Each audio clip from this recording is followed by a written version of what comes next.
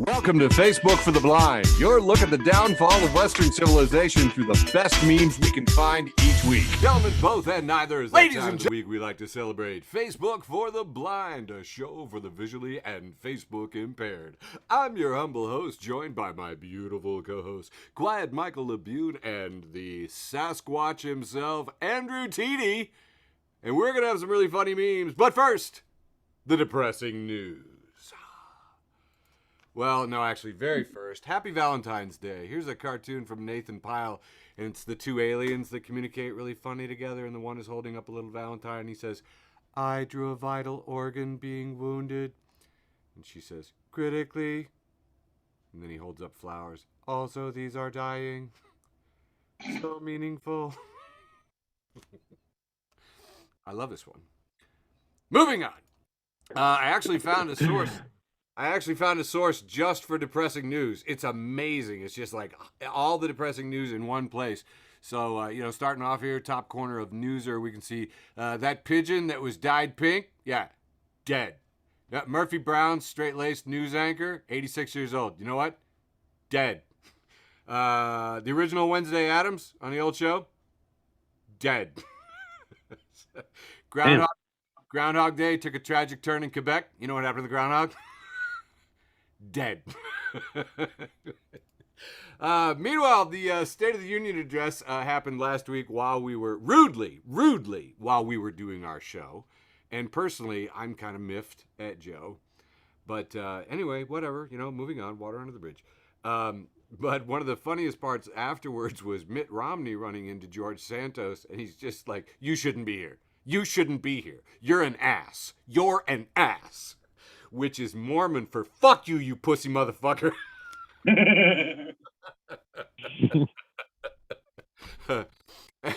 Also, there were all kinds of oh, by the way, too, Chelsea Handler, guest hosting the Daily Show, said, "And now I am officially sexually attracted to Mitt Romney."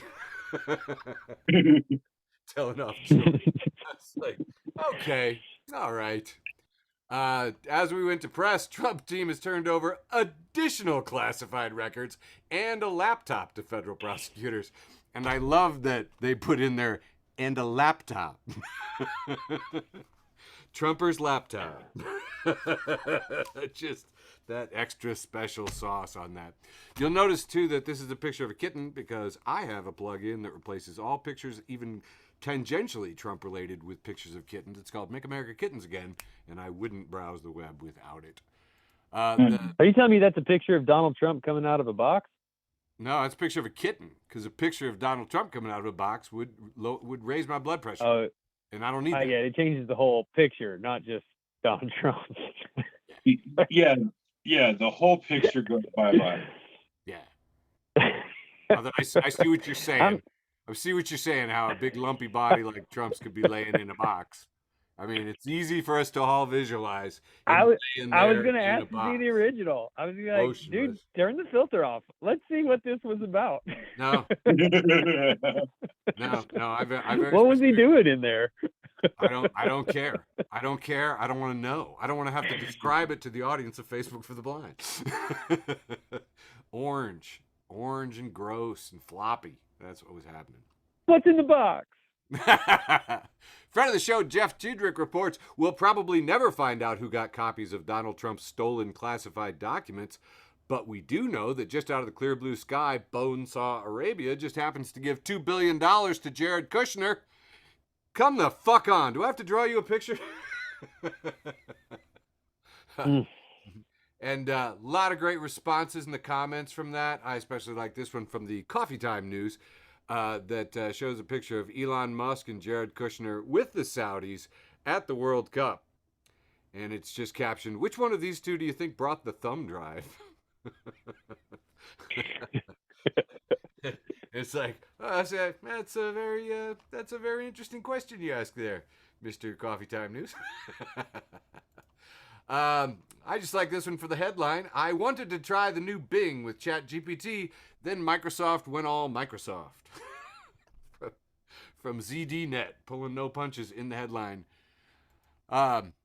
AIs are speeding us towards the singularity, and that is fun. ChatGPT is becoming a regular topic of conversation.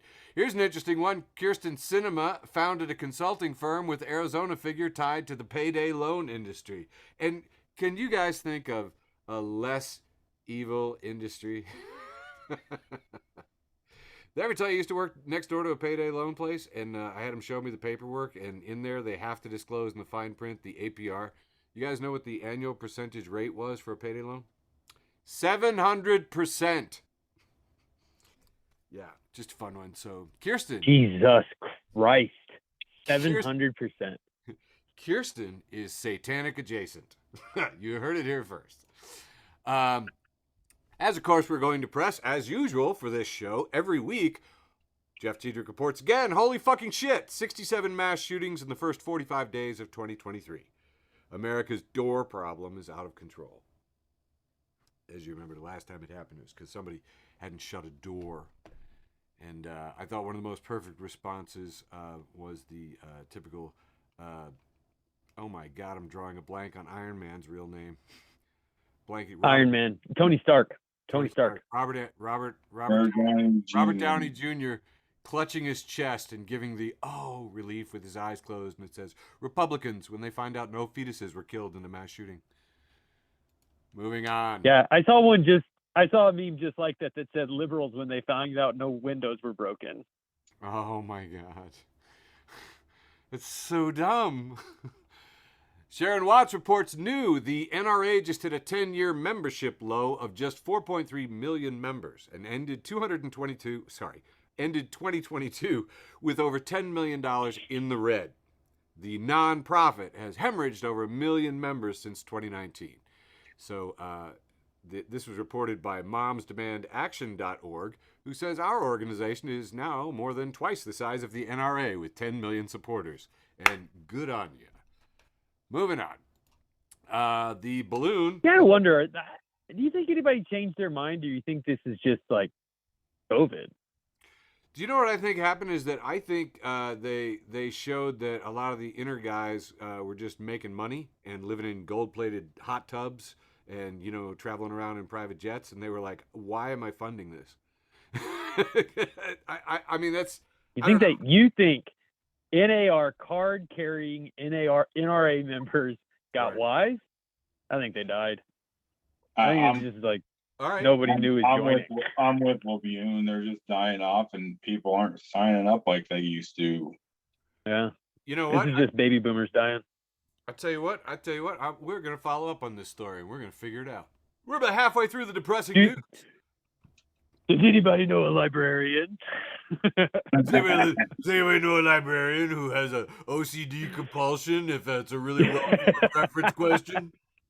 Anybody? I bet there's no way to answer this question. No one could find out. Don't even bother researching. You want to know the best way to get me to research some shit? Say, you're wrong. Argue with you on Facebook? Yeah, just all you gotta do. And then man, I mean, really, I don't know if you guys know this, but that's how I start my day. I put the coffee on, I come down, I find somebody telling me I'm wrong, I get 5 credible sources in APA 7 citation format. I make a bibliography for exactly why I am right from the experts in the field and from all angles, and then I don't do anything with it, and then I drink my coffee. That's how I like to start my day. Okay, moving on. The White House has been tracking all kinds of UFOs. Now they're back to talking about unidentified flying objects. I'm like, oh, UAP got a little stale for you, huh? UAPs, now they're differentiating. But they shot down some stuff in Alaska and the Yukon, an octagonal object with strings hanging from it, and they're trying to retrieve it from Lake Huron. And the White House had to have their spokesperson actually come out and say, don't panic, the downed UFOs are not aliens. She said it like twice. I was like, what? Tell me you don't want me to watch these briefings, because that sucks. The White House says this is not aliens. My cousin Ricky Dale somewhere is shouting like, how do they know it's not the Mexicans? Dude. Ricky Dale.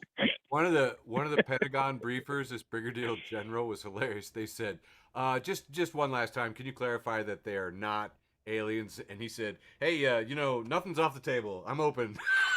I was like, that's how you run a briefing. Well, speaking of being told something incorrect, I was listening to a Zoom comedy show the other night where the host was talking to somebody who was in Santa Fe. Said, Santa Fe, I've heard you have the cleanest air. I looked it up. I researched it. You have the cleanest air. And I was like, bullshit. As soon as I heard it. So I looked up the U.S. cities with the dirtiest and cleanest air. Fantastic article. Highly recommended. It's out from the World Health Organization and corroborated by the American Lung Association, who did a nice ranking here. I'd like to let you guys know, Minnesota, you guys had some pretty good air up there. The Duluth, Minnesota, Wisconsin area apparently did all right. And look at this here. Cleanest U.S. cities for short-term particle pollution. Champaign-Urbana, Illinois. Yeah. Yeah. Take that, short-term particle pollution. Oh, God, it's so... Did they mention stinky cities like Decatur? No, Decatur. Oh, Decatur smells like so fucking bad. You know, and by the way... It smells worse than Earl, Arkansas. Dude, for our people who do not know the fragrance of Decatur, Illinois, if you ever find those bottles of green leafy vitamins, just stick your nose right in it. Or like those pellets that they feed the rabbits. The pellets that they feed the rabbits that have been soaking in rainwater for a week and a half. Yeah, there you go. There's a really cool scene from Blade Runner that you get to drive through on the highway where there's like this smoke cloud with lights and shit. It looks like the opening of Blues Brothers. And I think my favorite thing was I've known two different people who lived here in Champaign and worked in Decatur, one at the library and one somewhere else. And I said, and how is it? And they both told me, I cry on the way to work. What do you? I was like, oh man, because it does. It smells all day. You know what I mean? It smells all day. Woo! All right, more news. The response to the State of the Union address was given by Sarah Huckabee Sanders, and I just thought it was absolutely hysterical. She decided that her her line that she was really going to do there is that the dividing line in America is no longer between right or left. The choice is between normal or crazy. This is right after the speech where Marjorie Taylor Greene, in her Cruella de Vil coat, is screaming at the president, screaming liar, and acting completely crazy. And then Sanders' next thing is to say, I signed executive orders to ban CRT in our schools. A thing that is already not in your schools. It's like you just passed a law against the boogeyman. You know, we have banned Bigfoot. I take that personally. Well, see, but you're real, so you can. I don't know. It was just anyway. Susan Thomas passed along. Just who's going to tell Sarah she's not on Team Normal? She's like, woo. Anyway, it was amazing, and I did watch that little snippet completely unaware. I don't think I think she pre-taped it before watching. So anyway. Hey, and I'd like to do a little labor news because the regular news has the news of the stock market every day, which is primarily owned by the 1%. That's who owns over 50% of everything on the stock market. But it's very important that every newscast out there gives you what the New York Stock Exchange did, what the NASDAQ did, what the S&P 500 did. I think that Facebook for the Blind news today, for February 14th, 2023, we should have labor news every single time. So the Saturday Night Live post-production editors are ready to strike if their requests are not met. And although bargaining sessions have been taking place to seek a fair contract, no agreement has been reached. So Michael, might not get your Saturday Night Live. They're gonna go on strike. You can't do a show without post-production editors. I know. That's what I thought too. Good. Yeah, we're pro union. Whatever. Totally. Bring it. Totally. I'll read comic books. Nice. Jeff Tiedrich, third time in the news. Holy fucking shit. Jack Smith wouldn't be going after Mike Pence if he didn't intend to go after Donald Trump. Hold steady, folks. Indictments coming. Tick fucking tock. Because, of course, Pence has been subpoenaed by Jack Smith. Special investigator, special counsel, Jack. He's very special. That Jack.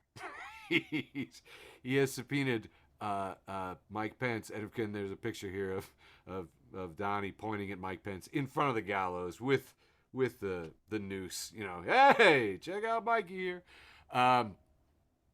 He has been called in, and it looks like he's resisting the subpoena. Mr. Law and Order Indiana has decided that the subpoena is just too far a law, and he's going to resist it. So that'll be fun to watch Mr. Law and Order do.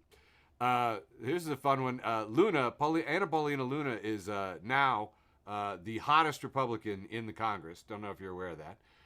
But I pointed her out. She's a former stripper from Florida who's now in the Congress. And she claimed Jewish heritage, but forgot to mention that her grandfather was a Nazi. She's an interesting, mixed marriage back there, I guess. So anyway, fun. And she's been saying crazy stuff in hearings as well. How about some fun news? Daily Astronomy. I almost didn't even... Sorry, I was just saying, I almost didn't realize that was George Santos at first. I know, right? It's the hair. It's the wig. That's all it takes. It's just a wig, and there you go. Oh, look, she's wearing her congressional pin as a tie tack. I have not seen that before. Fascinating. I was young and had fun in Congress one time. I just want to say that I got a friend of mine that you all know, so I'll leave him nameless, but he once told me that every stripper is a prostitute. And I said, how do you know that? He goes, I've checked. I mean, I don't know how representative a sample we're talking about here, but I mean, we have always said that that Congress is full of prostitutes, but today it probably, we're as close to proof as we've got. So there you go. And looking forward to more fun stuff from Luna, because she's kind of a lunatic, actually. So fun. Hey, Daily Astronomy reports, and if you're not following Daily Astronomy, how do you even know what is happening in the sky? For the first time, Hubble finds water on Jupiter's moon Ganymede. How fun is that? So, there you go. New York Times, and of course everybody is talking about what we know about the train derailment in Ohio. February 3rd, train derailed in the village of East Palestine, setting off evacuation orders, a toxic chemical scare, and a federal investigation. And I got to tell you, this caught my attention for a couple of different reasons. One, Kristen last night at the comedy show said, "Oh my God, it's all over Twitter." And I was like, really? And I looked. There's no funny memes about this. It's just horrifying. We're looking at a train car wreck. It's like 28 cars. The other thing is that I did notice that Republicans were actually calling for like an investigation. And I was like, holy crap, this is the first time I've heard Republicans concerned about the environment this century. So that was pretty wild. But then I looked into it, and actually, you know what they did? They want to call in Pete Buttigieg, because Pete's behind this. The Department of Transportation caused this train wreck of chemicals. And I don't know if you guys were raised this way, but I've always been taught to possibly view things as signs. Like every once in a while, something is a sign. Like when the space shuttle blew up and the wreckage spread all across Palestine, Texas, I thought maybe this is some kind of symbol, the American eagle sort of burning up and shredding over Palestine. I thought maybe that was a sign, you know what I mean? And now, when there's an enormous explosion of chemicals for unsafe trains in a town of East Palestine, I'm like, is it a message? Is there something going on in Palestine? And you know what the answer is? Yes, because there's always crap going on down there. It's always horrible. It's always a nightmare. It's definitely a sign. Hey, found out that Iowa and Minnesota both have bills to seek to loosen age regulations for labor laws. That is right. There's such a labor crisis in Iowa and Minnesota that your guys' politicians are trying to get a law in there to allow 16 and 17-year-olds to work in mines. We have mines? Mines and forests. Oh, up north, like the Iron Belt. Oh, is that why it's called the Iron Belt? I'm stunned. I'll be damned. Yeah, the most dangerous work out there. Let's put our children to it. And I'm like, wow. So, hey, if you were wondering, man, are we fucked? Yeah. Yeah, we're fucked. Hey, there was a big, sports ball game there. And this particular one from LGBTQ Syracuse. And if you're not following LGBTQ Syracuse, how do you get your LGBTQ Syracuse news? It says, when you're watching a Super Bowl but have zero knowledge of football, and it's a woman in a t-shirt very nonchalantly standing in sunglasses, and it says, I just hope both teams have fun. I want that shirt. That's awesome. That's where I'm at. Oh, I didn't realize this actually had a credit in it. It's at My Jesus Jam. So, at My Jesus Jam. I just hope both teams have fun. Okay, hey, this one headline just for the headline. Active compound for edible mushrooms boosts nerve growth and enhances memory. And look, it's from a source called News Medical. So, there you go. I didn't actually read the article, but I'm definitely going to do some shrooms. That's what I'm saying. News Medical. Never trusted anyone more. Like, hey, man, the headline said it. So, mushrooms for memory. Let's do this. And last but not least, we always like to close out with an animal story. This one from National Park Service. And if you're not following the National Park Service, you are missing out. Friend of the show, Tara Calishane, retweeted this one. It's a picture of an ermine standing on its hind legs, and it says, "Did you know if you hold an ermine up to your ear, you can hear what it's like to be attacked by an ermine?" And that has been the news for February 14th, 2023, officially Singles Awareness Day. And now handing it back over to my beautiful co-host, Michael Labune.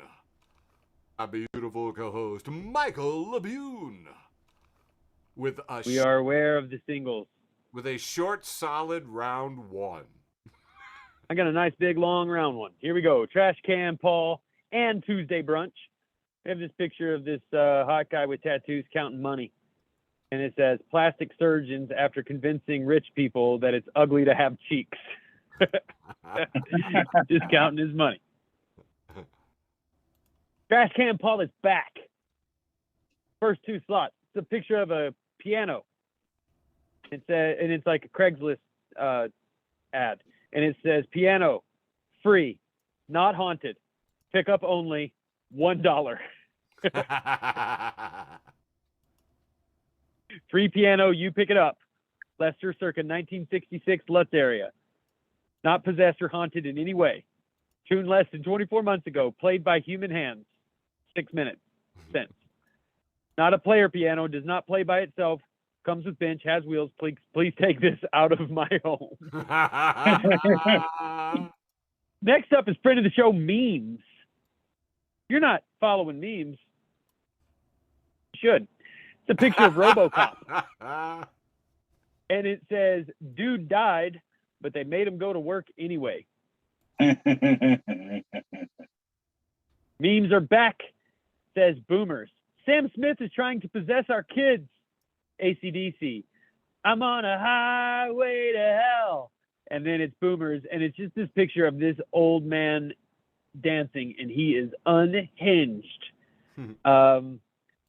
Yeah, it looks like he's skanking, actually. Moving on. Vice reports, as the United States shoots down more UFOs, Air Force, quote unquote, not ruling out aliens. That's the guy.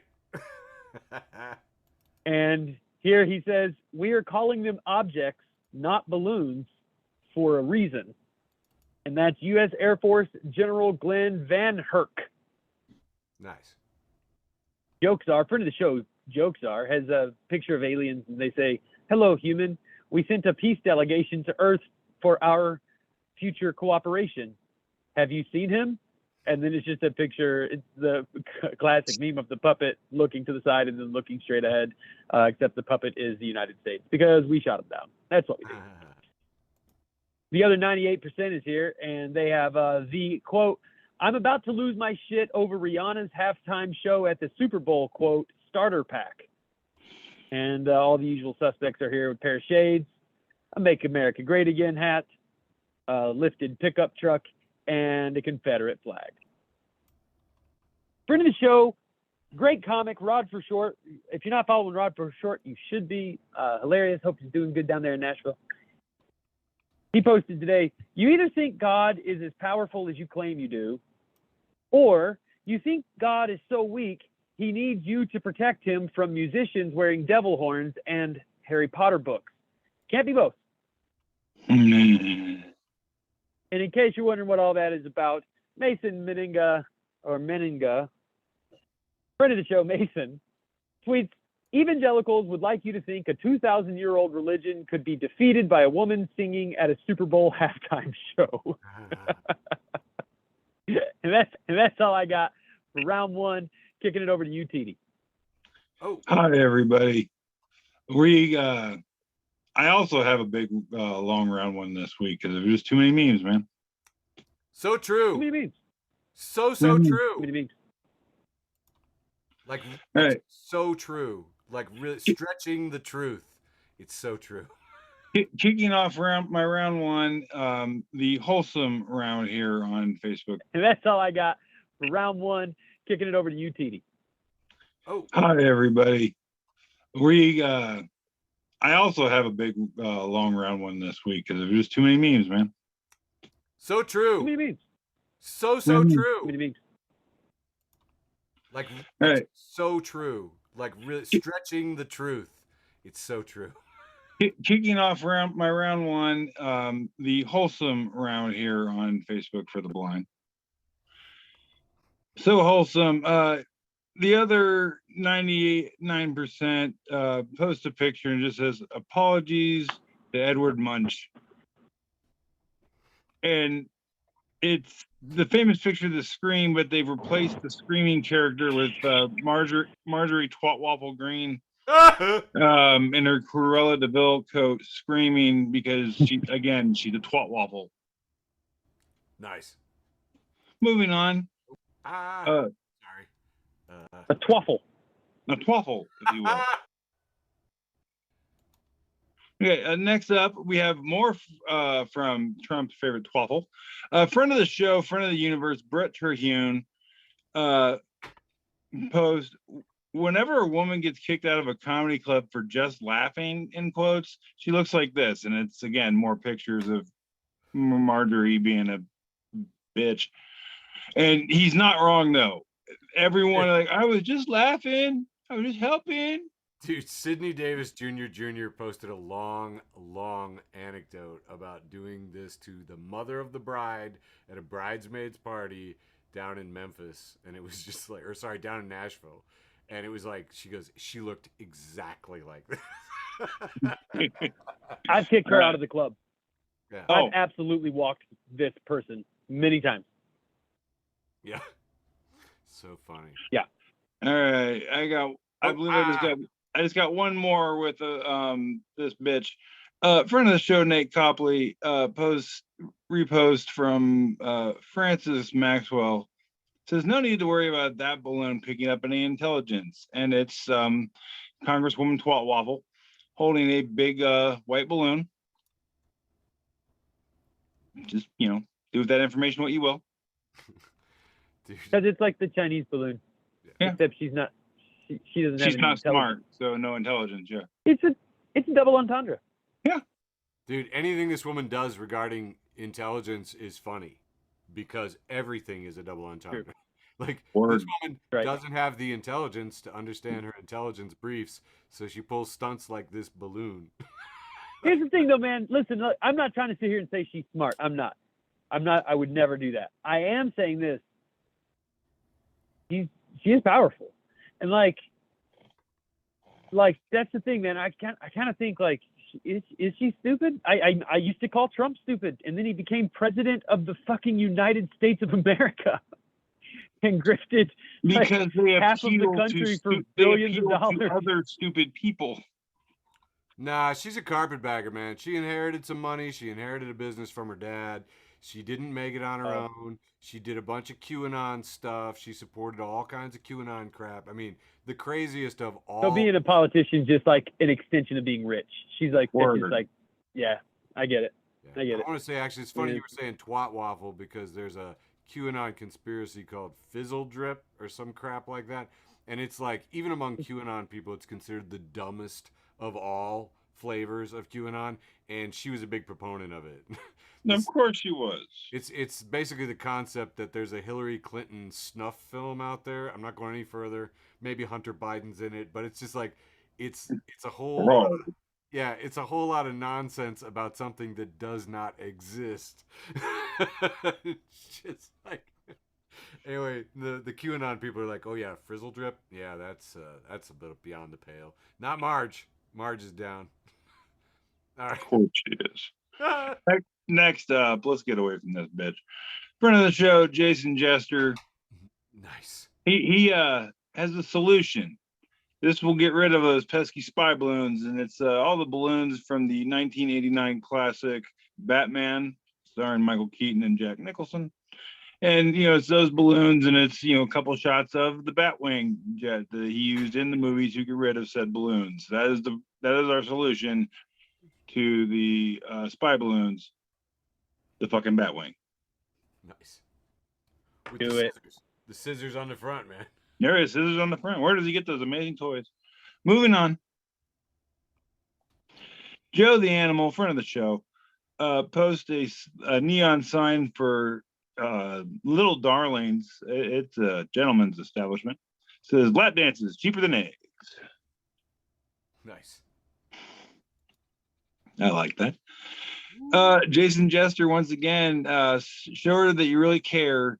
It is Valentine's Day, so why not spoil her this Valentine's Day with a pair of moppers? And it is a woman wearing basically 2 dust mop heads as slippers on her feet, so when she walks around, she's still cleaning the floor. Boy, nothing says love like. I like that it says spoil her this. Yeah. The fuck does that mean? That means very good marketing department. Marketing. That was department. Racist. That was I don't even know what accent that is, but it's got to be somehow racist. On behalf of the people of whatever country that was, how dare you, sir? God, you're worse. I don't care if the country was imaginary. It was still racist. Moving Get out of on. this next meme. Memes every day. Friend of the show, memes every day. Another Valentine's Day post here. Says when it's Valentine's Day, but you're on a budget, and it's a picture of Justin Timberlake looking very serious, black and white. It says step 1, cut a hole in a box, and then there's a little Nike logo at the bottom. Just cut it. For those of you that don't get this, nice. This is from a wonderful Saturday Night Live skit called "Dick in a Box." Great song. Love that song. I have the dance remix. It's my dick in a box. Step 1, cut a hole in a box. Step 2, put your dick in that box. Sounds exactly like that. It's like It does. I didn't even miss the beat. Thank you. It's one of my little talents. Moving on. Jason Jester, once again, it says, me, please be careful on that. My toddler, and it's a picture of Johnny Knoxville just saying, hi, I'm Johnny Knoxville. Welcome to Jackass.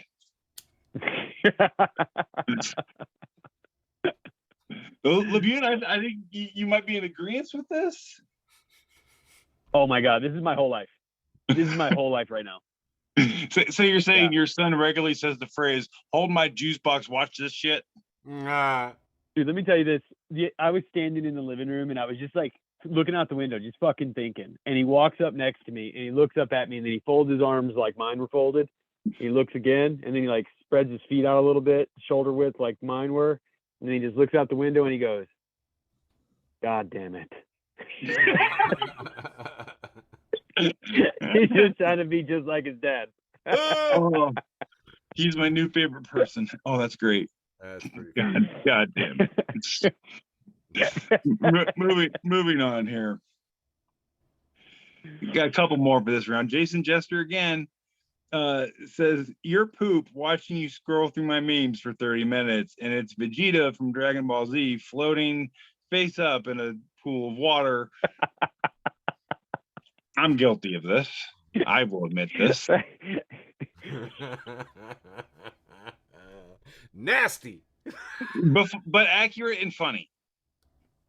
That could be a tagline for the whole show. Nasty, but accurate and funny. Moving on. Friend of the show, Chris Unakis, she says every night to this, and it's me. I'm gonna get plenty of rest tonight, and then it's my inner demons, and it's the Mona Lisa with her head cocked in a very awkward position, just flipping a middle finger like the fuck you will. So a lot of that going around. Yeah. A lot of insomnia among my comic buddies. Oh, yes. So Got a couple more here. What the hell? Don't get ahead of me now. World of Punters, friend of the show, posts a woman in, we'll call a fish catching stocking, but there's actually fish stuffed into the fish nets, and that's just the caption of the photo, fish nets. Someone's responding, don't contact me anymore. Visual puns are so gross. I love a good, no, you know me, man. I love my puns, my dad jokes, all that bullshit. It's true. Moving on. Woo! This is my last one for round one here. One cranky old man group. My application's still pending. They post a picture of a possum with its mouth wide open and staring at a cell phone, so it kind of looks like it's screaming. And it just says, me yelling representative to the automated customer service. It does, man. It's like, every fucking time. Oh my god. Dude, broski, you ain't kidding. Man, I think this possum has the best teeth on a possum I've ever seen. They are nice. Because normally possums are pretty nasty. But they get a bad rap. Oh yeah, because they're stupid nasty. Yeah, they're so fucking gross, dude. But they keep they eat ticks. They keep Lyme disease in check. Yeah.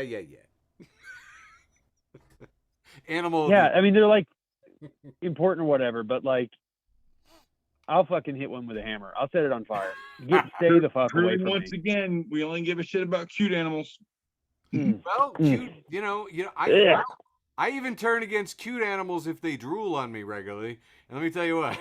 A possum's defense you don't own dogs. Well, I've met. Let me tell you something. Look, that ermine thing from the news. Yeah. If that goddamn thing was in my house, I would flee and then move. Yeah. Like that's it. I'd be done. I'd be like, that house is owned by a critter now. I would be gone. That it was cute as fuck, but it's still like, ugh, yeah, scary. I told you, man. I had a friend of mine. She had 2 sugar gliders running around. She had long hair and a hoodie on, and the thing was running through the pockets on the hoodie, and running into the hood and running under her hair and running all over the place, and jumped over and running on me. And here's the thing: sugar gliders are rodents, but they're so cute. I wasn't even grossed out. It was bizarre. I was like freaked out. I kind of hated myself. I know I'm talking too much because this show is going to be forever long, but I will never forget when those fucking hipsters were petting that muskrat outside of the Blind Pig. And I was like, you need to stomp on that thing. That thing's fucking gross. And that one guy tried to take it to the vet. He's like, this is somebody's pet. I'm like, that ain't somebody's pet. That's a varmint is what that is. And you ought to kill it. And he tried to take it to the vet, and it bit him. And then he had to get like 6 rounds of rabies shots. Yeah. A dumb fucker. I don't even feel bad for him. You should have listened to me. Oh my god. I'll never forget it. I was like, I have never seen a stupider thing in all my life than these fucking hipsters petting a muskrat. Well, that's pretty nuts. I mean, dude, I found a beaver on my front porch over there on Victor once. Note to self: no more possum memes. Michael gets cranky. Sure. Well, once you've had a traumatic experience with a varmint, like you had varmints in your crib, right, or whatever you call it. Oh my goodness, dude. Yeah. Listen, I shit a cockroach when I was still a baby. You know what I mean? Like I've just been like, it was dead, but I mean, you get my point. I need to analyze that statement for a moment. That's a true story. I shit and there was a cockroach in it. Yeah, in my diaper, which was made out of cloth. We were that fucking poor. Jesus. Oh, I had to. Well, listen, cockroaches in a trailer house means cockroaches in your bed. Trailer houses are small. Yeah. If there's cockroaches in it, you're gonna see them. Right. Analyze. No, I ate it, Ken. What are we? I ate it. That's why it came out in my poop. I didn't put it up Main Street. Yeah. I don't think. Yeah, baby. I can't be sure. No, I see baby Michael being like, there we go. Yeah. I remember. I took every abnormal psychology class I could find. I don't remember any like babies putting anything in their butts. I don't remember anything like that. Just when you thought the show couldn't get any sillier. Thanks, yes, guys. yes. It's because it's not a thing that just happens to babies. Yes, Michael and for those of you that don't actually see what we see, yes, I pantomime baby Michael depositing a cockroach in my sphincter. True. It's true. That's what he did. Ladies and gentlemen, both and neither, we're about 2/3 of the way down the shaft that we call round one. Jesus Christ, we gotta hurry. This show's too long already. Here we go. Yeah, that's what Go fast, Eric. I'll shut up. One of my favorite. Oh, go fast, Eric. Do the news, Eric. Do this, Eric. Do that, Eric. Fuck you, Michael. Okay. Right on. So, hey, one of my favorite stories this week, and it was just absolutely wild, was that Jesus advertised on the Super Bowl. Did you guys see that? Yes. It was like a $20 million ad or a $40 million, $60 million ad. Now, me, I'm a big fan of follow the money. So I had to go and look, and according to the parent company that's very invisible, it's the Signatory. At first I thought it was the Signatory, and then it was like, no, it's the Signatory. Anyway, they give all kinds of money to the Alliance Defending Freedom. It's anti-LGBTQ. You remember the birthday cake, Supreme Court thing, a gay cake, you know what I mean? Anyway, they were behind that. They were behind all the abortion court things. And they give money to Answers in Genesis. The guys behind the Creation Museum, the Ark. The Ark. They also do Campus Crusade for Christ, which they've rebranded as Crew. And doing a whole bunch of stuff like that. Anyway, so apparently people on the left knew about that. So AOC had some choice words for it. And then, of course, Fox News and the right went crazy. And they were just like, and AOC hated Christ. She came out and said it was bad. Because what she said was, something tells me Jesus would not spend millions of dollars on Super Bowl ads to make fascism look benign. Because they're just like, radical love. And yet they lobby to be able to indiscriminately hate, to not serve people, to not, anyway. I thought it was hilarious. I wanted to point out that I went to foxnews.com in incognito mode so I wouldn't get weird ads. And although, look at this, Roseanne Barr, anyway. So, I didn't know, on Fox Nation. AOC said this, and this was like the longest article I found on Fox News with the biggest words. It was like so much, and it's all about this line right here. Something tells me Jesus would not spend millions of dollars on Super Bowl ads to make fascism look benign. They rebroadcast the ad on this webpage and the commercial, and they just basically characterized AOC as being a Christian baby eater. Just a satanic blah blah. It was amazing. There was multiple pages of it. So, and that's all paid for by these billionaires, these secretive billionaires who use this weird way of hiding their money. I thought it was pretty wild. All right, through the wholesome round, friend of the show, Denatra, posts this 3-panel from Star Trek, and it says, Mr. Sulu, let's see the Gorn on the main viewer. And then we see all of the characters, Spock and Kirk and Bones, all horrified. The Gorn! I said the Gorn! On the main viewer. Wholesome round. This one's a picture of the door stopper, and it says, as a child, I was proficient in this instrument. So was I. Oh, man, I could play it. I knew how to get different notes out of it.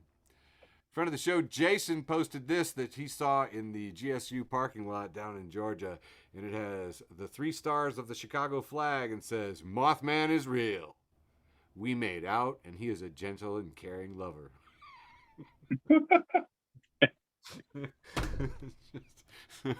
Just saying. This one's from friend of the show, Dr. John. Posts a 6-panel, 2 cartoon kids, a little boy and a little girl. Little girl trips and says, "Ack!" And the boy catches her. And in the next panel, she says, "Wow, what amazing reflexes you have." And little hearts pop out of her head. And he says, "Yeah, I'm like a ninja. Or a Jedi. Or even Hilo in Battlestar Galactica. Well, after his raptor crashes on Caprica, of course." Then you see her walking away. Yeah.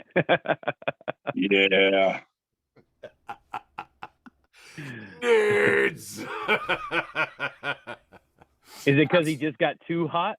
Is that why?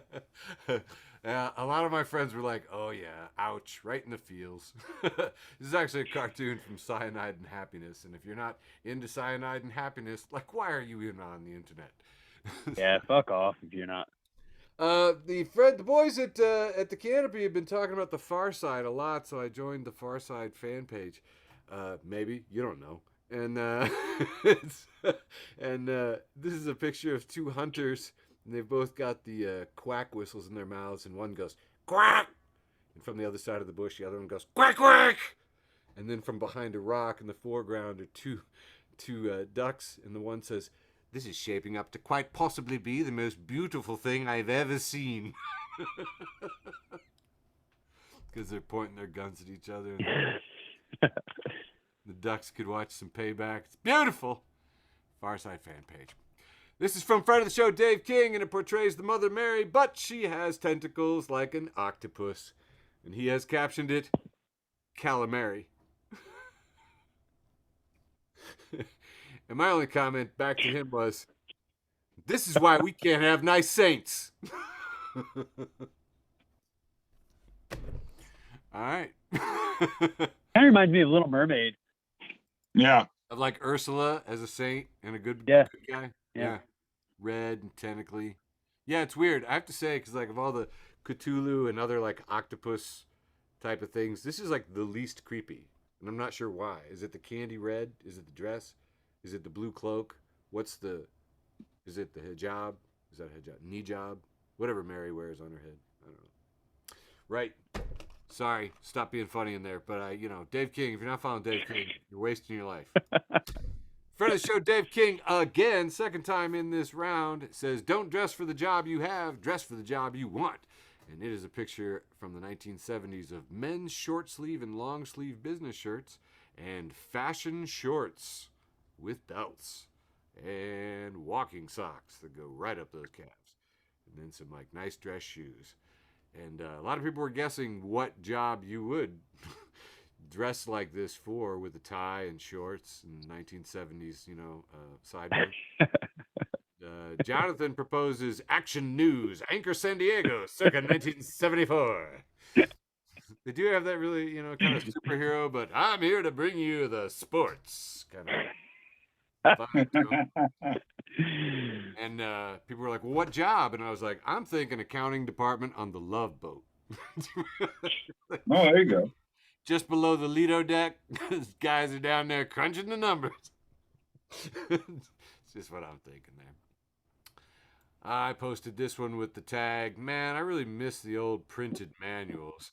This is the Haynes Repair Manual, Service and Repair Manual for the Wayland Yutani Corporation Power Loader P5000 Powered Work Loader. And of course, this one comes with the corrosion damage repairs and installation of incineration unit included. And it's a picture, of course, of Ripley from Aliens inside the power loader. But it's an actual Haynes manual. Is this just funny to librarians? Is that what you're telling me here?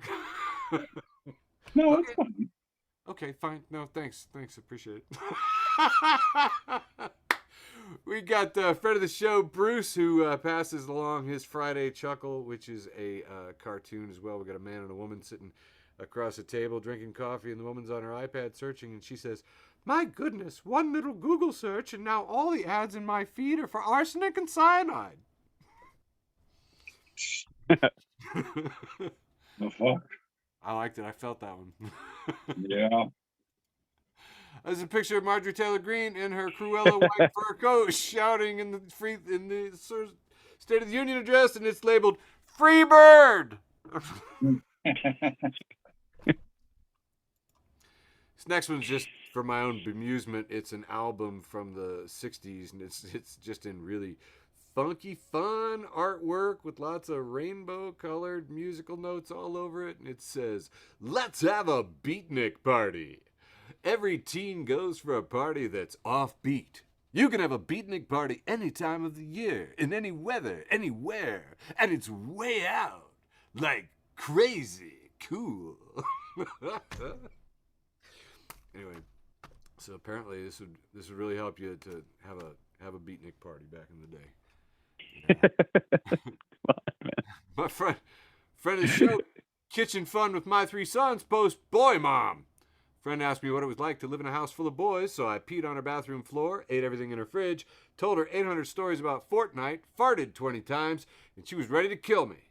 I gave her a hug and told her she was pretty.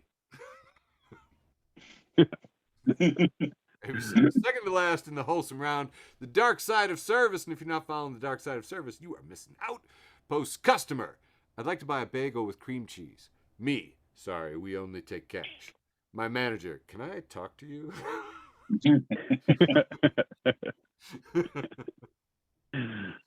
Oh, and TD, I believe last week you had some a Polish sausage and some meatballs that were laid out pretty good. Yes, So I did. I thought of you when I saw this one this week. This is from friend of the show, Josh, and he was reposting from 2019, and he says he's posting from Marks and Spencer gift idea for Valentine's. Are you ready for our love sausage? Heart-shaped, lightly truffled, wrapped in bacon, and in store tomorrow. Say it with sausages. Tag who you'll be sharing this love sausage with this Valentine's Day. My Marks and Spencer faves. Anyway, friend of the show, Josh, says, there's a Spinal Tap song waiting to be written here. Please forward this to your friend. And Michael McKean of Spinal Tap says, on it. Okay. First off, I wouldn't be mad if I was presented with one of these sausages. Who would? Who would? Are you kidding? Oh my God, that looks delicious. It looks delicious. It looks perfectly terrible. You know what I mean? But I've never had a heart-shaped, lightly truffled, wrapped in bacon anything. You are missing out. I know. Anyway, friend of the show, Josh here. I have hugged, and he's a wonderfully cuddly person. And now I'm connected to Michael McKean. 2 degrees of separation in your face. Last but not least, friend of the show, Kristen Yanakis. And everybody loves Kristen Yanakis. You should follow her everywhere. She posts. People can be like, can I get a caramel macchiato with 7 espresso shots? Like, damn, bitch, just do Coke already. Funny coffee memes. Yep. And that has been my medium length, average length, round 1. The wholesome round. Handing it back to you, Mr. Thank you, gentlemen, for your short penises. Fear of going out, kicking off round 2, fear of going out. Repost Jonathan Edward Durham, who says, never forget that in 1861, Charles Darwin wrote in a letter to a friend, but I am very poorly today and very stupid and hate everybody and everything.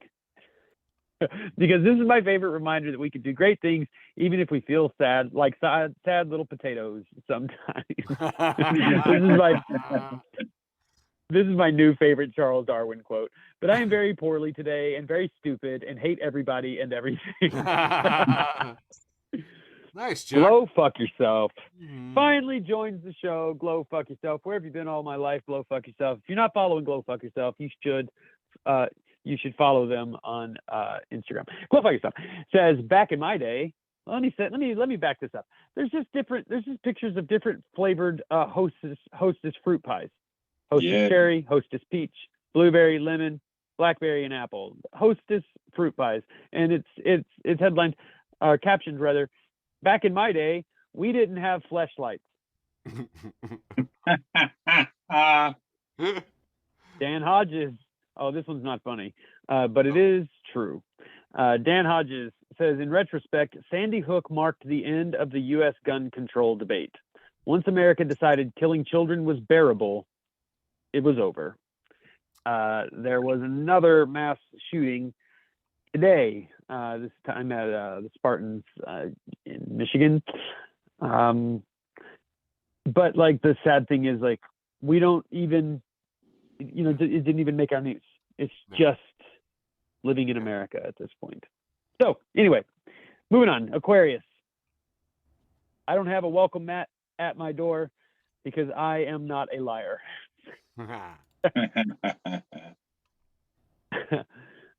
Always Ashley at Ashley Frankly says, prior authorizations be like, my doctor, you need this medicine. Doctor to pharmacy, she needs this medicine. Pharmacy to insurance, Her doctor says she needs this medicine. Insurance. Does she, though?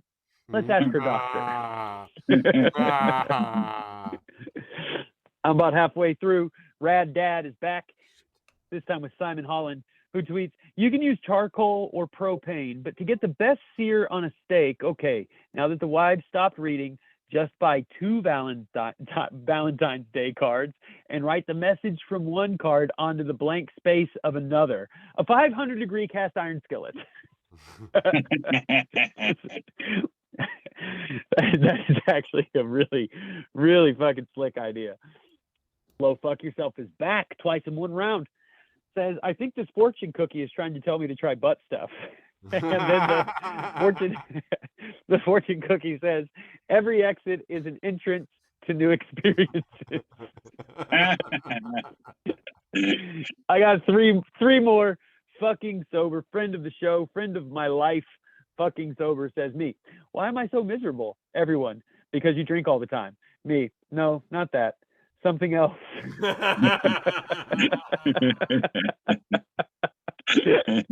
Oh, it's former Michael. Moving on. 98. The other 98% says, when two furries answer each other's call, hashtag love is love. And on the left, we have Marjorie Taylor Greene in her fur coat just fucking heckling the president. I don't know. And on the right, we have the QAnon shaman. Yeah. And they're both yelping. One more. Fuck Jerry. Friend of the show. Now that he started citing his sources, fuck Jerry. That's right. The verdict is in. You've been citing your sources long enough now. Fuck Jerry. We're friends with you. Fuck Jerry. As this picture, it's a sign written in 2 languages. I don't know the first language, but it's not English. And then the English translation of that says, do not dumb here. Not dumb area here. So this is not a dumb area. That should be the tagline of the show. Anyway, that's my round 2. Moving on to you, TD, for your not dumb round 2. Oh, it's probably plenty dumb, but we'll let y'all decide that. I hope it's dumb. That's what I have you guys on here for. Have I ever done anything that you could stand back and go, hey, that wasn't that dumb? Dude, no. You are Do stunningly some number 2. That should be the tagline of the show. Anyway, that's my round 2. Moving on to you, TD, for your not dumb round 2. Oh, it's probably plenty dumb, but we'll let y'all decide that. I hope it's dumb. That's what I have you guys on here for. Have I ever done anything that you could stand back and go, hey, that wasn't that dumb? Dude, no. You are stunningly some consistent. number 2. Do a number 2. Doing a number 2. Friend of the show, Roy Wood Jr., ex-Jedi. Hell yeah. Post a picture of that one's part of the juice aisle there at the grocery store, and it just says, cranberry juice, have a baby with anybody. And it's legit 30, 40 different types of cranberry juice and cranberry juice flavors. Cassius Kang replies to Mr. Wood Jr. and just says, the Nick Cannon of juices. He's got a lot of kids. A lot of kids. That's a lot. Moving on. A lot of kids. Midwest versus everybody at Midwestern Ope. It says Midwesterners validating weather. -20 out. It wouldn't be that cold without the wind. 99 degrees. I'm only sweating because of the humidity. 20 degrees. Honestly, if you stand in the sun, it's not that bad. 40 degrees. Driving with the windows down because it's finally, quote unquote, nice out. Yeah, baby. Exactly right. Everything about this is 100% accurate. Yup. Checks out. Yep. Can confirm. Friend of the show, Jessica Dowler, posted a picture of a pit bull with its eyes squinted. This legit looks like one of my dogs. It just says, when your human says eating too many treats is unhealthy, but you just watched her eat half of a family-sized pack of Oreos. My dogs have all given me this look. One's giving me that look right now. Hi, Tasha. All right, moving on. Nice. House of Geekiness posts a picture of a plate of bacon and just says, bacon is 73% fat and very salty. Me too, bacon. Me too. Probably more than 73% fat, but thank you for the compliment. Moving on.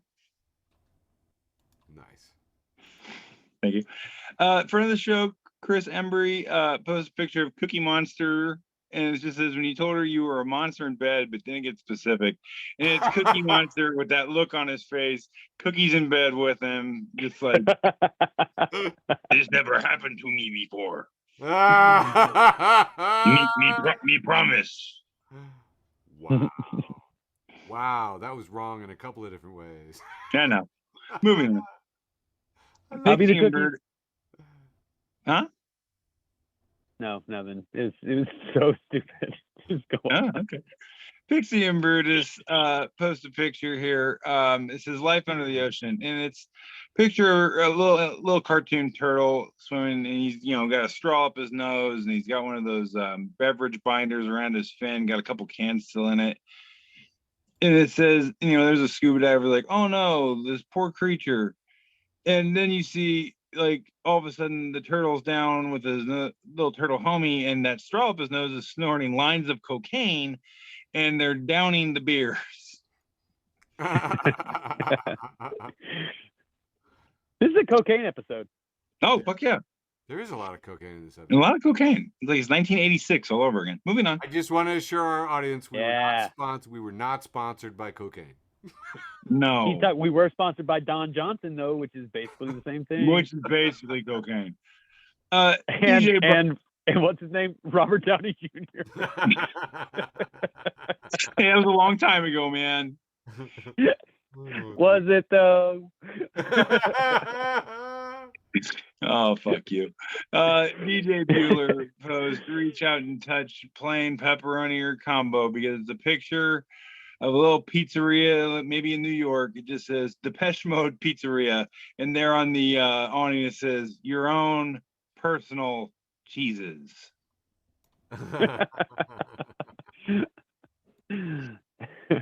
I laughed a little too hard at that one. All right, moving on. I thought you sung that very well. Thank you. Friend of the show, Trish, posted a picture of like wildlife experts carrying out a sloth, and the sloth's got his arms just out to the side, and he's got his legs kicked in a very happy pose. It says, me looking at my coworkers as I'm hauled off to HR for a joke I just told. I adore this sloth. Yes. To our listeners, I want you to know that little fucker's my spirit animal. Yeah. I've never been more represented by an animal than this sloth. Yeah. Yeah, just like fuck y'all. Y'all kiss my fuzzy ass. Yo también, hermanos. I might have said it. Like, what are you gonna do about it? Yeah, I said what I said. What? You're gonna make me stand up? I'm not gonna stand up. All right, rocking on. Moving on peacefully or simply. Deborah M., friend of the show, posted a picture of a Remax for sale sign for a home, and it just says "not haunted" above it. And that sounds something like something you would say about a house that's definitely fucking haunted. Like, if you got to put a "not haunted" sign, that something got thrown across the room. Yeah. Cannabis Growers Coalition, a friend of mine, post, I don't know who needs to hear this, but stop trying to track that package. It's in God's hands now, and it's a picture of two dudes doing a very intense bro hug. That's true, man. Like, you can check with that tracking number all you want. I don't mean shit. Oh, I lost my dude. Got a couple more here. There you go. Friend of the show, Joe the Animal, posted a picture of a shopping cart, and the cashier's like, wow, what's the occasion? And he's like, me, Saturday. Ever hear of it? And it's just so much booze in one shopping cart. Like, Labune, the first thing I thought of was Barracks Party. Oof. Yeah, this is definitely the classics somewhere. Oh, fuck yeah. The Class 6 is a magical store, folks. But yeah, moving on. You guys, wrapping up round 2 here. Friend of the show, Christine Yanakis again, reposting the narcoleptic goddess. It's a picture of a guy sitting in the car, and in the background, just like smoke and fire all over the place. And it says, literally everything going on around me. And the guy in the car is lighting a Marlboro. It just says, me saying, it is what it is.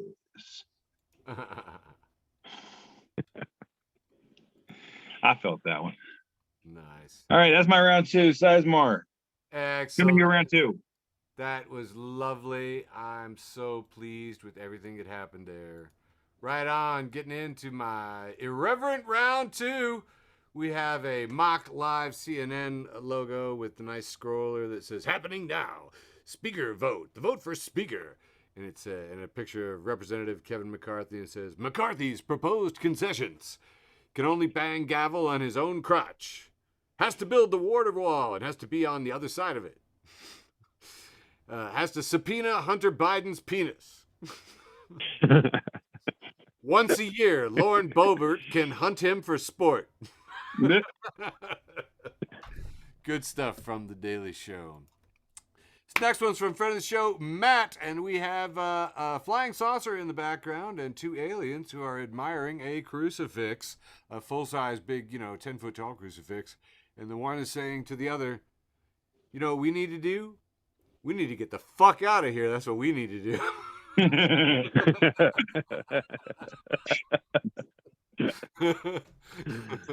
Which I liked quite a bit. Friend of the show, Michael, not related, said, man, I was just going to hire somebody to do a few home improvements on the house, but I mistyped the URL. Short story long, Angie's Fist is not a homeowner-friendly site. Mm-hmm.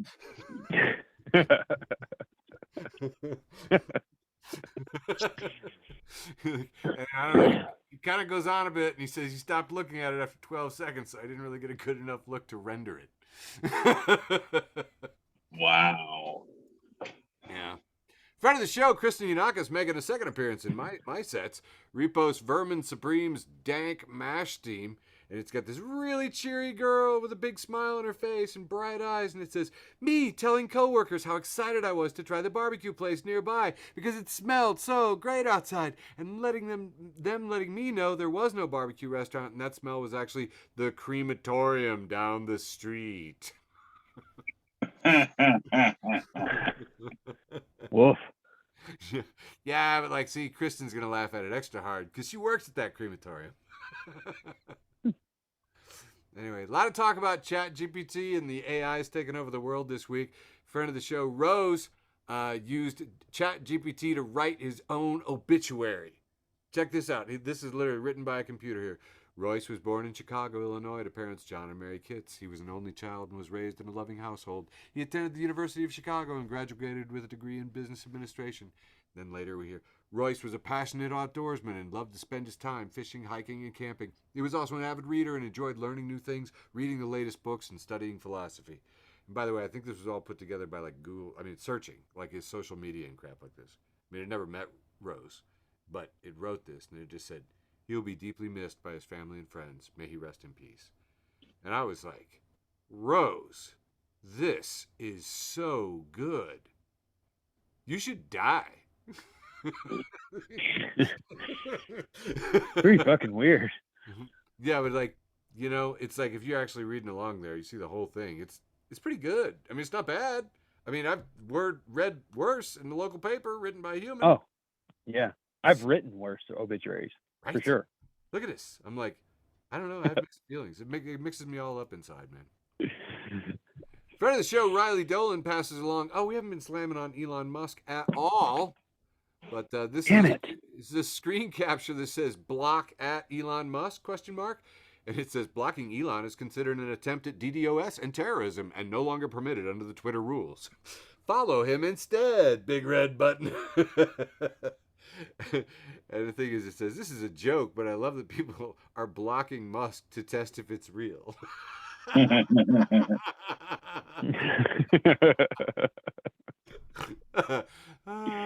So good. Friend of the show, Jason, says, me carrying a clipboard and walking into the local Starbucks after a gaggle of swamp trash, Central Florida twat waffles has made life into a complete nightmare for the entire staff. Does anyone want to sign my petition to carpet bomb the greater Orlando area? Cut to me being trampled by a wave of enthusiastically fed up Starbucks employees. Man, I would watch this movie. Moving on, this is from FB for TB, a weekly memecast. If you're not following FB for TB, a weekly memecast, where do you get your memecast? Picture of Jesus on the mount, and he says, give to the poor. And then we got the porn stars at the bottom labeled evangelical saying, best I can do is $20 million Super Bowl commercial. Posted by Father Nathan Monk. Pointing out once again, the father of the show. Be a father of the show. The show's clergyman. That's quite possibly true. How weird. Okay, moving on. Oh, that's not a thing. That's not a thing at all. This is a 4-panel of Conan O'Brien and Christopher Walken, and it says hilarious Christopher Walken interview moments that can only be read in his voice. Conan O'Brien says, one of the things you're best known for is the SNL skit Cowbell. Have you ever found that to be true? Yes, it's a very good sketch. I don't understand why it follows me around like it does. I was in a restaurant in Singapore, and a couple at the next table, the one guy said to me, Chris, you know this salad, it needs more cowbell. And I thought, Chris, it's gone too far. I liked it. Well, no, I was just amazed that your walking sounded a lot like Shatner. Sure. Yeah, I practiced it all day, and I still suck. I cannot do a Christopher Walken impression. I cannot either. It's just not as easy as you think. I was very sad because I listened to like 17 other people do really good ones. They make it seem easy, but it's not easy. No, I worked so hard, but alas. Oh, it is Valentine's Day, and I wanted to get this one in at least. This one I sent to you guys from John Worster, and this is one of those heart latches that can lock together when you're two friends, and it says, forever, you hold the key to my heart, but the key to it is a dick and balls, actually. And, this is not a good one. My I like it. This one got quite a bit of traffic on my page. It just says, if you ever wondered how people could freak out and believe aliens were attacking the Earth in 1938 as they listened to an Orson Welles radio drama, I give you Fox News, the GOP, the Chinese balloon. Which I thought was pretty spot on. This is an interesting back and forth with the British Museum. It says the British Museum will take anything but jokes because they have a picture of the Leaning Tower of Pisa and the two guys are using forced perspective to make it look like they're shoving it into a backpack. It says the British Museum, and they're like snagging Pisa. And it says the British Museum blocked you. Because the British Museum will take anything but jokes. Loved it. And finally, to wrap up round 2, Tard of Darkness at the info file post. If you read The Lion, the Witch, and the Wardrobe as a child, and then finally tasted Turkish Delight and discovered it is terrible, you may be entitled to financial compensation. It really needs a phone number, I think. But that wraps up my medium-sized, completely average, just like so many other round 2s. Very regular. Very regular number 2. Very regular number 2. So many other round 2s. Very regular. Very regular number 2. Very regular number 2. All right. Here is the penultimate round, round 3, starting with Andy Borowitz, friend of the show, Andy Borowitz. It's a picture of George Santos, not in drag. And it says, George Santos sets NBA scoring record. Baby, you adorable fan. It's a picture of Grogu. And it says, I'm sick of numbers defining me. My weight, my age, the bodies buried in my yard. These things aren't who I am. Yeah. True. I feel that. Hey, T, do me a favor and read me this meme from Glow Fuck Yourself. Take it away, T. So we got Captain Jack Sparrow standing there with a white rock in his hand, and that's labeled me. And LeBune, I hate you. It just says, the purple lightsaber I found under my mom's bed in Jack Sparrow is licking said rock.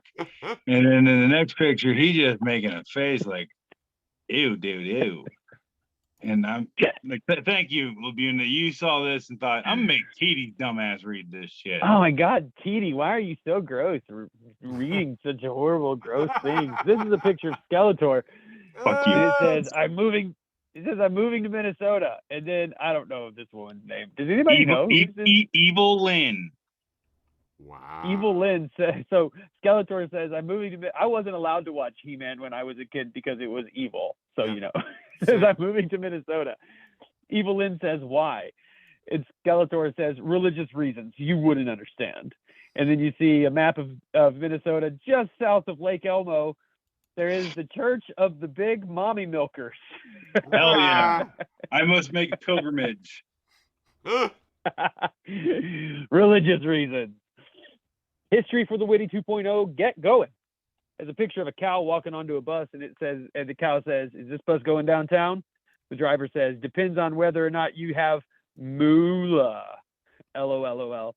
The cow says, I'm fucking late to work, Craig. That's great. Yeah, this is the Meme Lord Mary round. History for the Witty 2.0 says, progress, 2005, spends $15 on ringtones. 2023, phone's been on silent for 6 years. I'm very much in this meme. Yeah. The Laughing Librarian says, and then there are a bunch of ampersand symbols, berries. And it says there are good blueberries, and then there are great blueberries, and you see it's a picture of blueberries priced at $1.25. And if you look closer, it says orgasmic blueberries. For only a I think buck they meant to write organic. $1.25. That's a bargain, bro. The other 98% is a picture of Joel Osteen standing there victorious with his fist pumped in the air, and it says Joel Osteen tests negative for Christianity.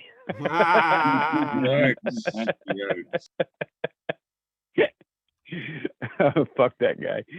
The potentially inappropriate memeberry for historians and literaries reposts the only thing new in the world, who reposts Kevin Vibert at Vibert Kevin, who says, just heard a conspiracy theory that the Loch Ness Monster is actually the ghost of an ancient dinosaur. And since it affects nothing and nobody, I've decided I believe it as a treat for me. And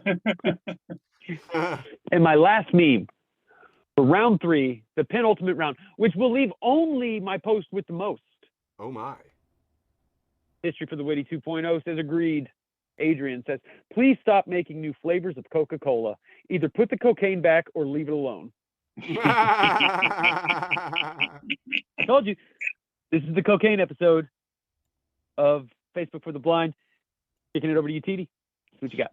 All right, let's wrap this bitch up, shall we? Let's. All right, first up in my round 3, my healthy round 3. I know what the fuck. This is the cocaine episode of Facebook for the Blind. Kicking it over to you, TD. What you got? All right, let's wrap this bitch up, shall we? Let's. All right, first up in my round 3, my healthy round 3. I know what the fuck that means. Lords of Acid post picture of Grandpa Simpson sitting next to a radio. And the radio is labeled music clearly intended to be listened to on drugs at the club. And Grandpa's sitting there just looking chill as fuck. Says, my sober ass doing the dishes. I feel this. Nice. Sorry. What happened? Sorry. There we go. Ding. I'm still waiting on a meme. Oh no. Oh. Hi folks, this is the part where we say we'll fix this in post, but you're gonna hear every awkward second because it's game. All right, here we go. Moving on. Shut up. And now that song's stuck in your head. All right, friend of the show, Kit Jones reposts Riker's beard, and it's Dr. Crusher talking with Jean-Luc Picard. And Dr. Crusher is saying, "Why are you so nervous about going on a date with this vegan girl?" And Jean-Luc Picard says, "Because I've never dated herbivore." And Beverly Crusher is doing what the Lagoon is doing right now. Palms over face. Just like, what the fuck? I love my dad jokes, man. Fuck you guys. I'm more of a father than y'all. That's good. Not Another Science Cat page 2.0. Acquaintance of the show. We know. They post a picture of a cat playing with a lamp, and it says, "Now I have to unplug my lamp at night because this furry little bastard learned how to turn it on. And he turns it on every time he's hungry in the middle of the night."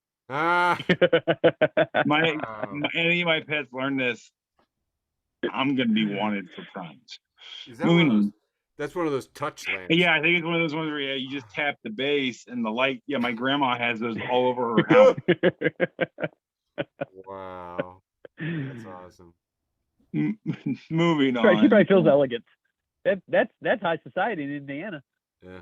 Turn a lamp on just by touching it. Shit. Man, we're the only reason the clapper is still sold in this country. We don't have to get up and touch the lamp. She's like, "Hey, let there be light, motherfucker." All right, moving on. I would like to clapper my disco ball that way. Damn near killed her. Clapping them cheeks.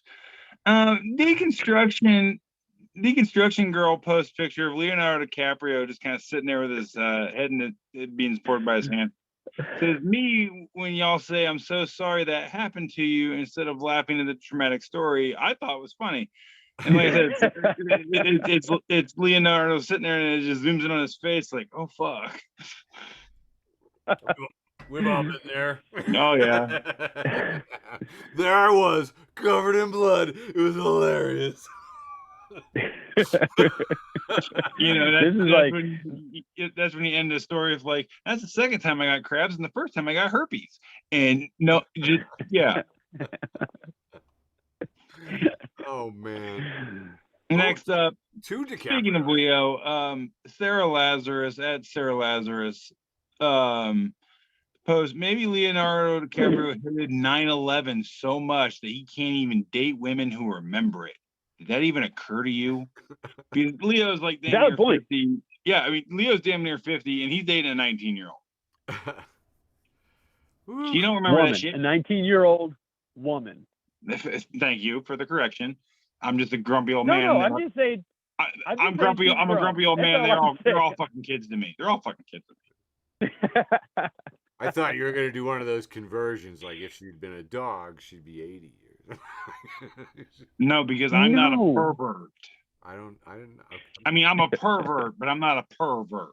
You know what I'm saying? TD, I have you so gun shy. You didn't even say anything bad. I just added woman, and you automatically went sorry. I said something wrong. That has been the story of my life for 40 years, Labune. I always think I did something wrong. No, but you didn't do anything wrong. Did I mention I'm a recovering Catholic? I'm plagued with guilt, bitch. I'm just sorry. I don't know why. Really? Screw you guys. I swear I should have been Canadian. All right. Moving on. Wow, that's really a lot of self-hatred to want to be Canadian. Bro, I'm telling you. All right, next up. Devin Sawa, friend of the show, star of the hit series Chucky and 90s heartthrob. Post a picture. This is, "My wife is a lucky gal," and it's a picture of a Pizza Hut box, but this box has been tampered with. They put a piece of paper over the letter H and wrote another letter on it. They've added a letter to the end of the word hut. And they've done some stuff, and it says, "Let me get a pizza that butt. Will you be my Valentine?" I would let them smash. Someone presents me with this thing. They can get it. Wow. Oh, you got it, you son of a bitch. Let me go get my stick to bite on, and we'll do this. But yeah, you can hit it. All right, moving on. Kind of wondering what I could get for a 6-piece McNugget now.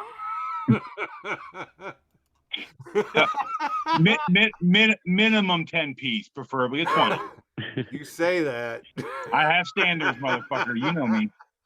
That's why you're only offering me 6. You know me. All right, Pixie and Brutus post picture of 3 monkeys, 2 of them looking at each other very seriously, and then there's the third monkey in the back, smiling, looking like the cat just ate the canary. And it says, "Me about to make a bad situation worse by injecting some ill-timed humor." Again, this monkey is my spirit animal. Oh my god, totally, dude. You ever see somebody else's fight and you're like, yeah, like your mom? You're not even you know them. Hey, remember that time you said this about her? What was that nickname you gave? Yeah. Next up, go to the animal once again. It just says, for everyone asking how the roads are. And it's a picture of a frozen road, probably outside Labune's house. Says, "I'm fine. Thanks for asking." Yeah. Good. Glad you're feeling good, road. Because everyone's like, everyone always says, "Hey, how are the roads?" "I'm fine. Thanks for asking." Yeah. Okay. I thought it was funny. Fuck y'all. Super 70 Sports. Super 70 Sports post a picture. I love it. It's one of them old school. It's one of them old school Hot Wheels sets that took up the whole living room. And it says, "Now this was Hot Wheels racing as God intended it to be." Oh yeah. Miles of track and a fucking pistol to resolve any disputes. Because if you look in the foreground, there's a goddamn revolver. I don't know if that's a toy or not, because this was the 70s. Lay it on the floor. This was the 70s. You took your chances in your own fucking hands, baby. That's awesome. I want to play with these kids. Like that one in the back kind of looks like you. Maybe. Whatever. Dude, that clip. Wow. Yeah. Terrible. No, I feel this. This is the best Hot Wheels track I've ever seen in my life. Oh hell yeah, dude! So blown away. That's so fun. Wow. That's like your Christmas for the next 3 years. Your mom and dad breaks that out for you. You know what I'm saying? Yeah. Either that, or your parents just got divorced, and one of them's trying to buy your affection. They just moved the furniture out. Yep. Suddenly, all this room in the living room. Yep. We had ours clamped to Mom's piano with a Ooh. clamp, and then you had to drop off of that. So that's where we launched. Yeah. But man, we didn't have anywhere near this much track. We could have done some seriously crazy stuff with this. I can't believe how sucked in I am to this Hot Wheels track. I know, man. It's like, a little 8-year-old Andrew like, "Dear Santa." I'm sorry. I'm letting it go. Here, let it go. Moving on. All right, Glenn Teedy, no relation. I've never met the guy. He's friend of the show, Larry Smith, and now we talk on Facebook, and we're like, we're probably cousins, I think. Don't forget, it's a picture of the moon, and just says, "Don't forget, tonight the moon will be visible from Earth." The last time this happened was last night. Hey, that's right. Actually, I forgot there was a chain of those Starlink satellites going over tonight at like 7:30 from the west to the east. Oh, but it was UFOs making the news. Now the channels aren't afraid to report things in the sky. So it's been fun. I don't know. The aliens aren't coming here, folks. We're too fucking stupid. Did I just skip out of here? No, we're okay. No, I'm not quite. Maybe they just think we're a nice place to visit. Maybe we're just a nice place to visit. We're not even a fucking rest stop with a fucking coffee machine and a pisser. Maybe it just doesn't look like a coffee machine and a pisser to you, but it is. That's true. Andrew Teedy, friend of the show. If you're not following Andrew Teedy, you're a smart person. I posted this picture and I said I laughed way too hard at this. And it's a picture of like one of those reconstructed caveman people that the scientists love to do. And it says, "Scientists recreate the face of the prehistoric human who discovered weed." And this dude looks like he's like happier than a pig in shit, man. This dude is just like, hey, how y'all doing? And again, I laughed way too hard at this. That's awesome. That's what I look like right now. All right, moving on. Last one I got for round 3 here. It says, in front of the show, Lee MMA at Smoky Dog 27.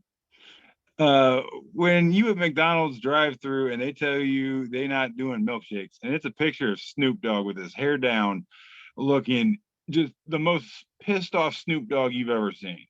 If he were an actual furious, dog, snarling, growling. Yeah, like this ain't the happy, selling Coronas, hanging with Martha Stewart Snoop. This was selling that shit on the corner Snoop back in the day. You know what I'm saying? Yeah, we forgot about that guy. He's selling lighters with Martha Stewart now. Yeah, I have one. It works really good for lots of things. Moving on. To you, Sizemore. Oh, to me. Right. Okay. There we are. Reposting from the Flophouse, a podcast that's not just for jerks anymore.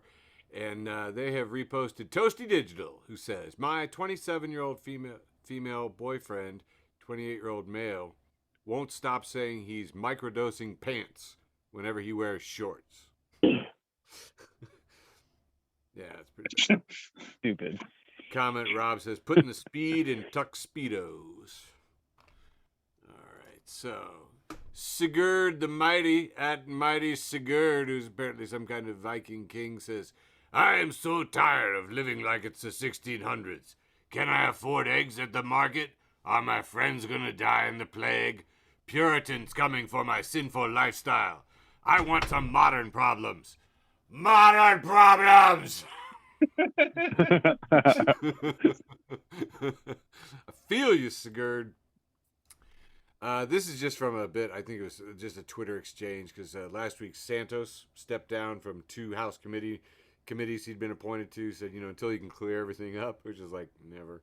And friend of the show, David Korn, saw that George had posted that the State of the Union category is gaslighting, all capital letters. David Korn replies, hope you have fun tonight polishing your Nobel Prize.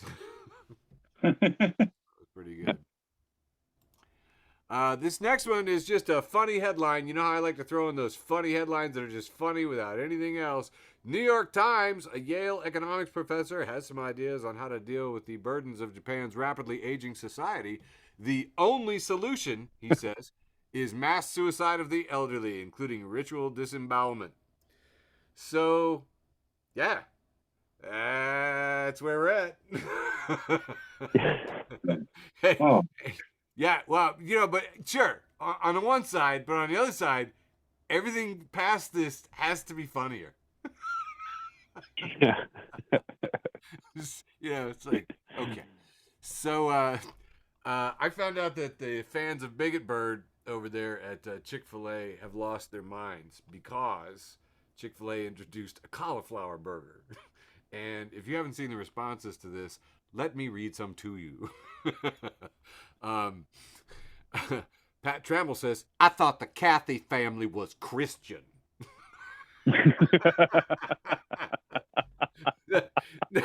Now, on the one hand, I know a lot of you out there saying cauliflower is the work of the devil. Anyway, I thought the Cathy family was Christian. So the Christians are canceling Bigot Bird because of cauliflower. Calamity Jen, and I thought that was a pretty witty name, actually. Calamity Jen says, why would you do this to us, Chick-fil-A? You knew nobody would be happy about it. That's why you turned the replies off. The communists will never love you. Stop trying to appease them.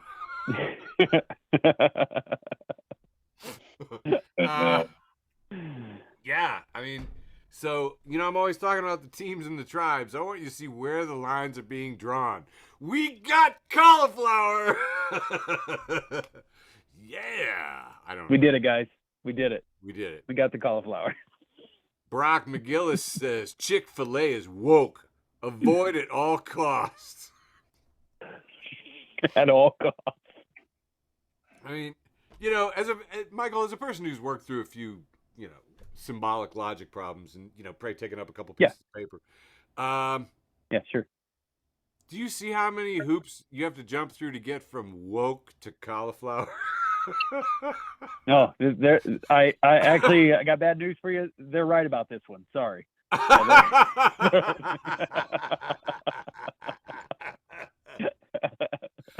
Look, if it was called kale, hate chicken, not hate cauliflower. I mean, if this was kale, I would be with you, but I don't know. I don't know. Acquaintance of the show, cauliflower.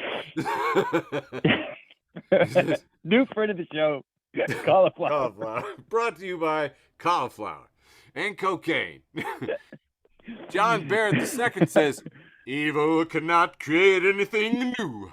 They can only corrupt and ruin what good forces have already invented or made." So he's saying that God made cauliflower, but then evil corrupted it into a Chick-fil-A sandwich. I think the idea is that God made Chick-fil-A sandwiches and evil corrupted it to cauliflower sandwiches. I have a quick question. Cauliflower and cocaine. Wasn't that your nickname in college? Actually, cauliflower and cocaine was my nickname in college. Yeah, you're exactly right. You have a good memory, TD. Hey, thank you, man. That was my a cappella band name in preschool. That was the name of my memoir in 8th grade. Oh, God. Anyway, so if you're keeping track, apparently cauliflower has joined the tribe of the unholy at this point. So, and Bigot Bird is just all, woo, I don't even know. I don't even know what to tell you. Friend of the show, and apparently resident father of the show, Father Nathan Monk, posts this piece of art that he says, "I call this piece, Random Dude Doesn't Have a Dog in This Fight, but He'll Fight Anyway." And we have Random Dude Christopher saying, "You are not a priest. I'm not even a theist, and even I know you can't call yourself a priest if you're not ordained, were defrocked, or excommunicated, or have given up your post. The fact that you erroneously call yourself a priest, when at best you could be called a pastor, is freaking hilarious."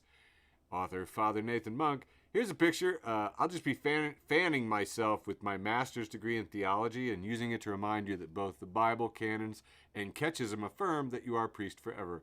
I hope that ruined your whole day. I shared that just for the sign-off, just because I'm going to use that in things, and I hope that ruins your whole day.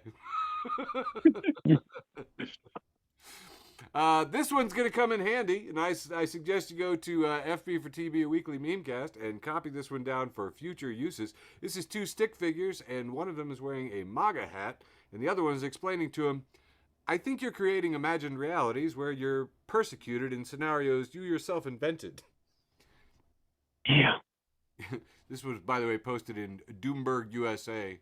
And if you're not following Doomberg USA, that's probably understandable. Really, you probably get enough Doomberg in your life every day, wherever you are. But here it is. This one came in especially handy for this next little string. Oh, no, not. No, apparently not, because I didn't have them lined up right. Friend of the show, Joe Klusik, posts this word, gratrunka. So this is a Swedish word that means to cry while masturbating. I don't know what that says about Sweden, but here in America, I call that Tuesdays. Gritty is the way. Friend of the show, Gritty is the way. Thanks for all the cards and letter. Gritty says, "If pizza parties are adequate reward for hard work or extraordinary accomplishment, why aren't they a bigger part of CEO compensation?" Really great question. Very good question. And finally, this is from friend of the show, Rebecca, who posts this picture of a guy at an office. He's working behind with a computer, but he does look a bit like Jesus with the hair and a little glow behind his head. And it says, "How I feel after talking politely to somebody who is rude to me." Word. Yeah, it's true. Wouldn't know. Perfect. All right. Yeah. I always got to remember these controls. So post with the most to you, Michael, right? Is it time? It Is it post with the most at the end of your round 3? That was the end I of didn't my realize. round 3. Here we go. I'm sorry. And I've Post. My post with the most this week comes from Rad Dad at the Rad Dad, who says, "Public service announcement. Never speak to a dad who is putting together a piece of furniture unless you want to get your feelings hurt." Yes. I'm still in trauma from watching my dad put a sofa together. I posted this shit. I want you to know I posted this, and then that night was mounting like my new TV on the wall, and my son started talking to me, and then the next thing I knew, he was running up the stairs screaming, "Daddy's too mean! Daddy's too mean! Daddy's too mean!"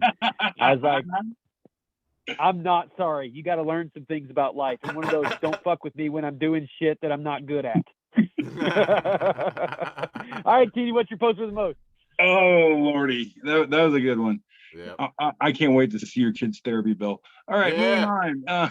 My post with the most this week comes from friend of the show, friend of the universe, friend to all, Baking Will Bake, that Couchman Bakes on Twitter. If you're not following Baking Will Bake, I'd really appreciate it if you did. Thank you. Happy Super Bowl Sunday, everybody. And it just says, I got your Super Bowl right here. And it's a dude that I can only say he's taking a didgeridoo and like some kind of gourd and a metric butt ton of green herbal substances. And he has made like the world's longest hitter pipe. I've eaten salad. It's like a Ricola commercial. Yeah. Yeah. Ricola. Oh, that's hard, bro. That's a lot. Smooth. Like you need like a butane torch to get that going. Well, that's when you need a friend and a buddy. Yeah. You need a buddy. You need at least two buddies here, I think. You need a buddy to light it and another buddy work in the middle because you're trying to work the end when you get the end on your mouth and puff pass. You need a pivot person. Look, after we turn off the recording and I calculate the statute of limitations, I might have some stories for you. Yeah, but that's my post with the most. Eric, what's your post with the most? All right, my post with the most is we have a football player and he says, "This touchdown's for you, Jesus." And then we see Jesus up in heaven in the clouds and he's watching hockey. I love it. I've never understood that stuff. Is that it? That's it, boys.